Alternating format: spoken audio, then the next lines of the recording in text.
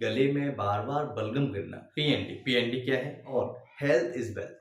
अगर आपका स्वास्थ्य सही नहीं है तो आप कितने भी बड़े पैसे वाले बने रहे, आपकी समस्याएं ठीक नहीं होंगी। पीएनडी को कैसे आप ठीक कर सकते हैं? पीएनडी यानी कि गले में बार बार बलगम गिरना।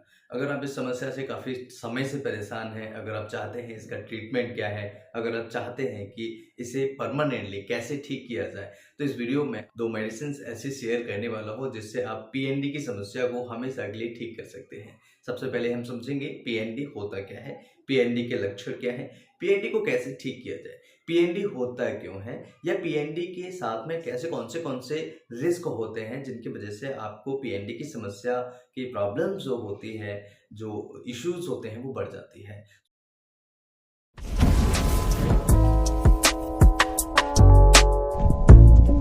सो हेलो एवरीवन, मैं डॉक्टर लोकेंद्र। नमस्कार, आप सभी का फिर से स्वागत है एक नए वीडियो में। आई होप कि आप सभी ने दीपावली ने एंजॉय किया होगा और आप सभी के घर में माँ लक्ष्मी का वास हो, आप सभी सुख शांति से रहें, आप सभी के जीवन में खुशहाली है।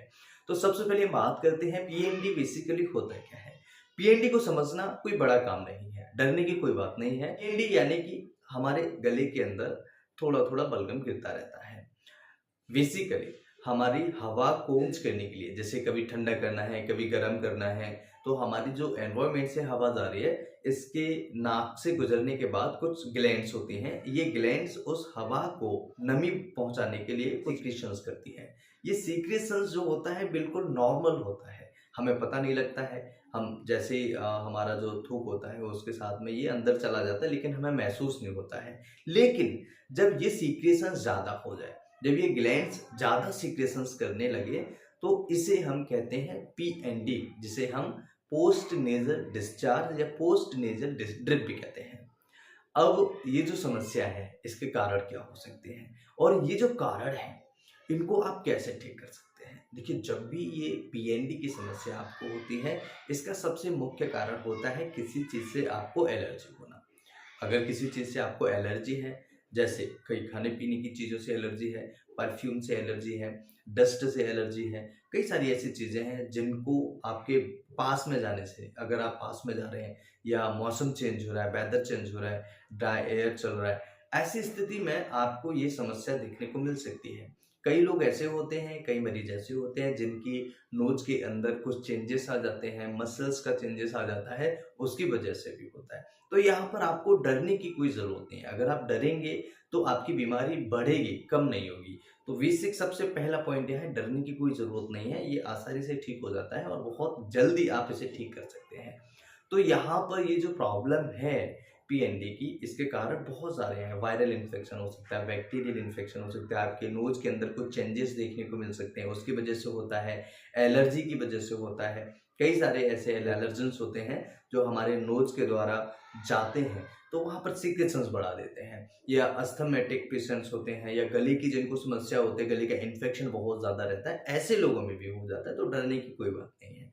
अब अगर बात करें सिम्टम्स क्या होते हैं, तो देखिए, गले में बार बार बलगम गिरना ये बहुत बड़ी समस्या है, और उसे बार बार बाहर निकालते हैं इस तरीके से बाहर निकालते हैं। या कई लोग होते हैं ऐसे अंदर ले जाने की कोशिश करते हैं। तो ये क्या होता है कि धीरे धीरे धीरे धीरे ये समस्या लंबे समय से चल रही है, और लंबे समय तक अगर जा रही है किसी पेशेंट को, तो ये बहुत परेशान करती है। लेकिन डरने की कोई बात नहीं है, मैं आपको फिर से रिपीट करूंगा। अब यहाँ पर जो सिम्टम्स आपको है, एक तो गले में बार बार आपको बलगम गिरना, सबसे पहला सिम्टम्स। दूसरा सिम्टम्स, आप उस बलगम को अंदर ले जाने की कोशिश करते हैं, कई बार ये पेट के अंदर चला जाता है। हालांकि इससे नुकसान कोई नहीं होता है, लेकिन आप इसे धीरे धीरे पेट के अंदर ले लेते हैं। तीसरा सिम्टम्स होता है दोस्तों, बहुत ज़्यादा गले में इरिटेशन होता है, गले में दर्द होता है। यहाँ पर पीछे की साइड में आपको लगेगा कि कुछ जमा है, कुछ इकट्ठा है, कुछ अटका सा हुआ है, ऐसी स्थिति आपको देखने को मिलती है। तो यहाँ पर आपको लगता है कुछ अटका सा है गले में, बहुत ज़्यादा बलगम है, स्टिक हो रहा है बलगम, बहुत ज़्यादा गले के अंदर बलगम गिर रहा है। ये सिम्टम्स जब आपको मिलते हैं तो आप घबरा जाते हैं। और साथ में अस्थमा, के पेशेंट्स जो होते हैं उनको भी ऐसी कंडीशंस ज़्यादा देखने को मिलती है। साथ ही साथ अस्थमैटिक सिम्पटम्स भी मरीज को देखने को मिलते हैं, बार-बार खाँसी आती है। कई लोग ऐसे होते हैं जिनको साँस लेने में तकलीफ होती है, डिफ़िकल्टी होती है ब्रीथिंग में। तो ये सिम्पटम्स आपको देखने को मिलेंगे। गले के अंदर सूजन देखने को मिल सकता है, गले के अंदर इन्फेक्शन हो जाता है, पोस्ट नेज़ल की वजह से भी गले में इन्फेक्शन हो जाता है और गले की इन्फेक्शन की वजह से भी मरीजों को पोस्ट नेज़ल हो जाता है। तो ये सिम्पटम्स आपको देखने को मिलेंगे। अगर हम बात करें कि इसके लिए क्या टेस्ट कराएँ? तो टेस्ट से आप देखिए कई बार पेशेंट जो होते हैं वो एंडोस्कोपी डॉक्टर्स रेफर करते हैं कि आपको गले में कोई इन्फेक्शन तो नहीं है। गले का अगर कोई इन्फेक्शन है तो आप पेशेंट को बहुत तकलीफ हो सकती है, इसलिए एंडोस्कोपी रेफर करके पेशेंट को देखते हैं कि गले के अंदर कोई ऐसा इन्फेक्शन तो नहीं है जिसकी वजह से प्रॉब्लम हो रही हो। साथ ही साथ सिटी स्कैन कराते हैं। सिटी स्कैन से आपको पूरा क्लियर हो जाता है कि क्या प्रॉब्लम है, क्या नहीं है, कैसे इसे ठीक कर सकते हैं। और ट्रीटमेंट की अगर हम बात करें तो सर्जिकल रिमूवल जो आपकी सर्जरी के माध्यम से छोटे-छोटे जो वहाँ के चेंजेस होते हैं उनको सेल्स को हटा दिया जाता है, जिससे कि परमानेंट रिलीफ तो नहीं है, पेशेंट को थोड़ा-सा रिलीफ मिल जाता है, उसकी जो प्रॉब्लम्स होती है वो थोड़ी कम हो जाती है, बाकी परमानेंट रिलीफ उससे नहीं मिलता है। अब अगर बात करें कुछ और मेडिसिन जो सिम्प्टोमेटिक्स आपको डॉक्टर्स देते हैं, वो ट्रीटमेंट आप करा सकते हैं। अब यहाँ पर होम्योपैथी की अगर बात करें, तो होम्योपैथी से कैसे आप इसे ठीक कर सकते हैं? होम्योपैथी के अंदर कई सारी मेडिसिन्स हैं, जैसे आर्सेनिक आयोड।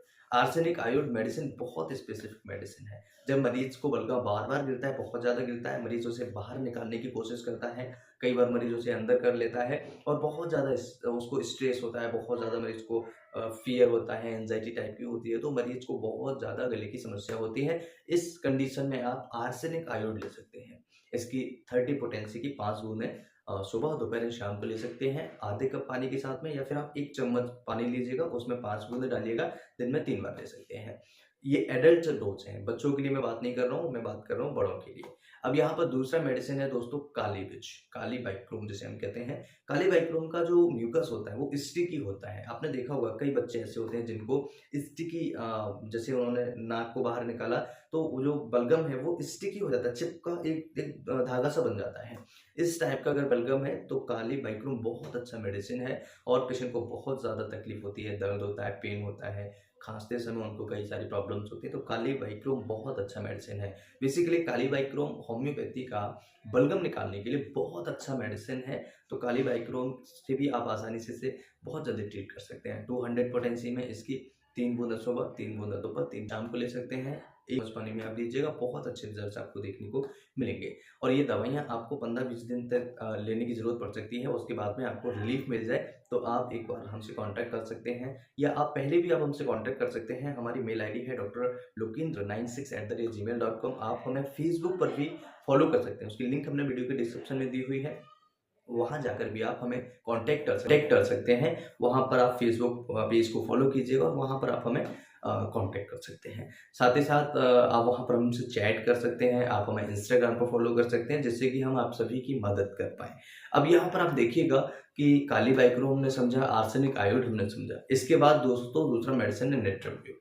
नेट्रम्यूर बहुत अच्छा मेडिसिन है। किसी भी प्रकार की अगर एलर्जी मरीज को है तो नेट्रम्यूर से वो ठीक हो सकता है। अगर बलगम बनता है और बलगम बहुत ज़्यादा तेज़ उनको बनना स्टार्ट हो जाता है और ऐसी स्थिति में आप मरीज को नेट्रम्यूर दे सकते हैं। नेट्रम्यूर की 200 पोटेंसी में 2 बूंद सुबह, 2 बूंद शाम को आप दीजिएगा, बहुत अच्छे रिजल्ट्स पेशेंट को मिलेंगे। अब देखिए यहाँ पर क्या हो रहा है कि कई मेडिसिन्स ऐसी होती है जिनको आप मिला सकते हैं, कई मेडिसिन्स ऐसे होते हैं जिनको नहीं मिला सकते। तो मैं आपको एक कॉम्बिनेशन बता देता हूँ, उससे आप अपनी प्रॉब्लम को ठीक कर सकते हैं। काली बाइक्रोम है, इसके साथ में आमना माइनर को भी आप लीजिएगा।